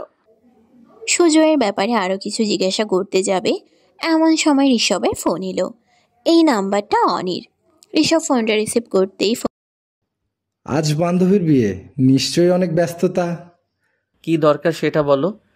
দরকার কিছুই নেই, সেদিনের মাটা আমি ভুলিনি, প্রতিশোধ আমি নেব। সমাজটি তো কিছু করেনি, করেছি আমি। তাহলে প্রতিশোধ নেওয়ার হলে আমার থেকে নাও। আমি জানি কোথায় আঘাত পড়লে কার লাগবে, শুধু দেখতে থাকো। ফোনটা ডিসকানেক্ট হয়ে গেল। ঋষভের চিন্তা বাড়ল। সব কথা নয়নাকে জানালো। নয়না চিন্তিত হয়ে বলল, এখন কি করবে ঋষভ? স্ত্রীকে ফোন করে ঘর থেকে বেরোতে নিষেধ করছি। বাড়ির ভেতরে এখন অনেক লোক, বাড়ির ভেতরে কিছু করতে পারবে না অনি। সব রাগ অভিমান ভুলে সোমাশ্রীকে ফোন করলো ঋষভ, কিন্তু সোমাশ্রীর ফোন বন্ধ করা আছে। বারবার ট্রাই করলো কিন্তু নাম্বার বন্ধ। সোমাশ্রীর বাড়ির কাছে ঋষভ গেল। বাইক নিয়ে চারিদিকে চক্কর কাটলো, কিন্তু সোমাশ্রীর দেখা পেল না। মনে শুধু চাইছে একবার দেখতে। দেখা পেলেও নিজেই সব রাগ ভুলে ওকে বলতো সব মনের কথা যা এতদিন লুকিয়ে রেখেছে। সারাদিন এভাবে পার হলো। দম বন্ধ করা পরিস্থিতি সবকিছু হারিয়ে যাচ্ছে যেন ঋষভের কাছে। পাগলের মতো কতবার সোমাশ্রীর বাড়ির দিকে গেছে, কিন্তু সোমাশ্রীকে দেখতে পায়নি। ঋষভের মা ঋষভকে নিয়ে ভীষণ চিন্তিত। তিনিও বারবার সোমাশ্রীকে ফোন করেছেন, কিন্তু ফোন বন্ধ করা। অবশেষে সন্ধে নামলো। ঋষভ উদ্ভ্রান্তের মতো ঘুরে ফিরে বাড়ি ঢুকলো। ঋষভের মা বললেন, খালি হাতে বাড়ি ফিরলি বাবা, স্ত্রীকে আনতে পারলি না? ঋষভ মায়ের কোলে মাথা রেখে অঝরে কাঁদল। মাও কাঁদছেন। ঠিক সেই সময় একটা আননোন নাম্বার থেকে ফোন এলো। তাড়াতাড়ি ফোনটা রিসিভ করলো ঋষভ। ওই পাশে কাঁদো কাঁদো গলায় সোমাশ্রী বলল, আমাকে এখানে থেকে নিয়ে যা প্লিজ। আমি বিয়ে করতে পারবো না, আমি তোর কাছে যাব। ঋষভ তাড়াতাড়ি উঠে দাঁড়ালো, তারপর বলল, তুই অপেক্ষা কর, আমি আসছি। বাড়ি থেকে আমার ফোন নিয়ে নিয়েছে, যাতে আমি তোর সাথে যোগাযোগ করতে না পারি। সকাল থেকে আমি ঘরবন্দি। আমি অনেক চেষ্টা করেও হাতে কোনো ফোন পাইনি। এটা পার্লারের দিদির নাম্বার। ও আমাকে সাজাতে এসেছে। আমি সেলফি নেব বলে ফোনটা নিয়ে ব্যালকনিতে এসেছি। তুই তাড়াতাড়ি আয় প্লিজ। বাইক দ্রুত গতিতে ছুটছে, আর কোনো বাধা নেই। এখন যেভাবেই হোক সোমাশ্রীর কাছে যেতে হবে ঋষভকে। হাতে সময় কম, অতীতের সবকিছু মনে পড়ছে। একসাথে স্কুলে যাওয়া, বাড়ি ফিরে আসা, একে অপরের সাথে ঝগড়া করা, আবার একে অপরকে ছাড়া একটুও চলতে না পারা, সেসব কথা মনের মধ্যে ঘুরছে। আজ সব বাধা পেরিয়ে সোমাশ্রীর হাত ধরে নিয়ে আসবে, এ অধিকার শুধু ঋষভের। ও পাশ থেকে একটা গাড়ি এসে ঋষভকে ধাক্কা দিল। ছিটকে পড়ল ঋষভ রাস্তায়। ঘটনার আকস্মিকতায় ঋষভের এক মুহূর্তের জন্য চারিদিক যেন অন্ধকার হয়ে গেল। সামনে তাকাতেই বুঝলো বাইক অন্যদিকে আরও রাস্তায়। শরীর যেন তার অসাড় হয়ে গেছে। নিজের শক্তি দিয়ে আবারও সামনে তাকিয়ে দেখলো একটু দূরে অনি নিজের গাড়িটা আবার স্টার্ট দিচ্ছে। হয়তো এবার ঋষভের উপর চালিয়ে দেবে। মুখে তার ক্রূর হাসি। গানের ভিতরের আলোতে তা স্পষ্ট দেখতে পাচ্ছে ঋষভ। তার মানে এটাই তার প্রতিশোধ। ও জানতো সোমাশ্রীর প্রাণ ভ্রমর ঋষভ। তাকে সরাতে পারলেই সোমাশ্রীর থেকে প্রতিশোধ নেওয়া যাবে। গাড়ি এগিয়ে আসছে। ঠিক সেই সময় আরও একটা গাড়ি এসে ঋষভকে যেন আড়াল করলো। গাড়ি থেকে নামলেন এক ব্যক্তি। ঋষভকে ধরে তোলার চেষ্টা করলেন। ঋষভও নিজের শক্তি দিয়ে ওঠার চেষ্টা করলো। মাথা থেকে রক্ত বেরোচ্ছে। কোনো রকমে গাড়িতে চাপানো হলো ঋষভকে। তারপর ওই ব্যক্তি বললেন, ভয় পাওয়ার কিছু নেই, আমি হাসপাতালে নিয়ে যাচ্ছি। হসপিটাল না, আমি ঠিকানা দিচ্ছি, আমাকে সেখানে নিয়ে চলুন প্লিজ। আমি সেখানে পৌঁছাতে না পারলে অনেক বড় ক্ষতি হয়ে যাবে। এরপর সেই ব্যক্তি ঋষভের থেকে সব শুনে বললেন, তবে তাই হোক, তারপর কিন্তু হাসপাতালে যেতে হবে। আপনার মাথা থেকে অনেক রক্ত বের হচ্ছে। কথাটা বলে একটা রুমাল দিয়ে মাথাটা বাঁধতে বললেন। তারপর তিনি ফোন করে একজনকে বললেন, নাম অনি। কিছুদিন আগে একটা মেয়ের অর্ধনগ্ন ভিডিও বের করার জন্য অ্যারেস্ট হয়েছিল। এখন একজনকে খুন করার চেষ্টা করেছে। সাক্ষী আমি আছি। তাড়াতাড়ি খুঁজে বের করে আমার কাছে নিয়ে আসুন। ঋষভ অবাক হলো। শরীরে ভীষণ চোট পেয়েছে। ধীরে ধীরে বলল, কে আপনি? ওই ব্যক্তিটি বললেন, আমার নাম সুজয়, আমি এই এলাকার নতুন ইন্সপেক্টর। অবশেষে সোমাশ্রীর বাড়ি পৌঁছালো দুজনে। ঋষভ কোনো রকমে গাড়ি থেকে নেমে ছুটল সোমাশ্রীর কাছে। বাড়ির সকলে হা করে তাকিয়ে আছে ঋষভের দিকে। সারা গায়ে রক্ত। এদিক ওদিক খোঁজার পর একটা রুমে গিয়ে সোমাশ্রীকে দেখতে পেল। ছুটে গিয়ে জড়িয়ে ধরল। সোমাশ্রী কাঁদতে কাঁদতে বলল, এ কি অবস্থা তোর? কি হয়েছে? অ্যাক্সিডেন্ট করেছিস? সব কথা পরে হবে, এখন চলো। সোমাশ্রীর মা আটকালেন ওদের। ততক্ষণে সুজয় বাড়ির মধ্যে ঢুকে পড়েছে। সোমাশ্রীর মাকে বলল, ওরা অ্যাডাল্ট, আপনি ওদের বাধা দিতে পারেন না। এবং যা দেখছি তাকে আপনি জোর করে বিয়ে দিচ্ছেন একজন অ্যাডাল্ট মেয়েকে, তার মতের বিরুদ্ধে গিয়ে। সরে যান, ওদের যেতে দিন। অবশেষে কোনো রকমে সোমাশ্রীকে নিয়ে ঋষভ সুজয়ের গাড়িতে উঠল। তারপর সোমাশ্রীর কাঁধে মাথা রেখে চোখ বন্ধ করে রাখল। এদিকে সুজয় সবটাই জানালো সোমাশ্রীকে। সোমাশ্রী দুই হাতে আগলে ধরে আছে ঋষভকে। হসপিটালে নিয়ে এসে ভর্তি করা হলো। মাথায় চোটটা গভীর, তবে ভয়ের কিছু নেই। ঋষভকে যে সুস্থ হতেই হবে। সুজয় বাবু জানালো, অনি ধরা পড়েছে। ঋষভের মাকেও খবর দেওয়া হলো। তিনি এসে ঋষভের সাথে দেখা করে সোমাশ্রীর কাছে গেলেন। সোমাশ্রী এই ঘটনায় ভীষণ ভয় পেয়ে আছে। বারবার প্রার্থনা করছে ঋষভের যেন কিছু না হয়। ঋষভের মা গিয়ে সোমাশ্রীর মাথায় হাত রাখতেই সোমাশ্রী কেঁদে উঠল। ঋষভের মা জড়িয়ে ধরলেন তাকে আর বললেন, আর তোদের মধ্যে দূরত্ব নিয়ে আসিস না, কেউ ভালো থাকবি না। 10 দিন পর। তুই আমার রুমে কি করছিস? এই কদিন আমি ছিলাম না বলে পুরো আধিপত্য বিস্তার করেছিস। আন্টি বলেছে এটা আমারও রুম। তোর কিছু বলার আছে? না তো। তাহলে তো বিয়েটা করে নিতে পারতিস। আমাকে ডাকার কি দরকার ছিল? তুইও তো বলতে পারিস। মানে সব কিছু আমিই করব? লেডিস ফার্স্ট মুখে বলিস, তাহলে এর বেলায় নয় কেন? বল তাড়াতাড়ি। তুই বল। চিঠিতে কবিতা লিখতে পারিস অথচ মুখ ফুটে মনের কথা বলতে পারিস না। তুই খুব পারিস, না গেলে এখন অন্য ছেলের বউ হয়ে যেতিস। উদ্ধার করেছিস আমায়, ঠিক আছে, যা চলে যাচ্ছি। ঋষভ সোমাশ্রীর হাতটা ধরে নিজের কাছে টানলো। জানিস রে, আমি প্রায় স্বপ্ন দেখি আমার থেকে সব হারিয়ে যাচ্ছে, আমি নিঃস্ব হয়ে যাচ্ছি। আমি আছি তো, তোকে আগলে নেব। আমি 10টা থেকে এখন 2টা সিগারেটে নেমে এসেছি, ধীরে ধীরে সেটাও ছেড়ে দেব। আমি থেকে যাব তোর যে কোনো পরিস্থিতিতে।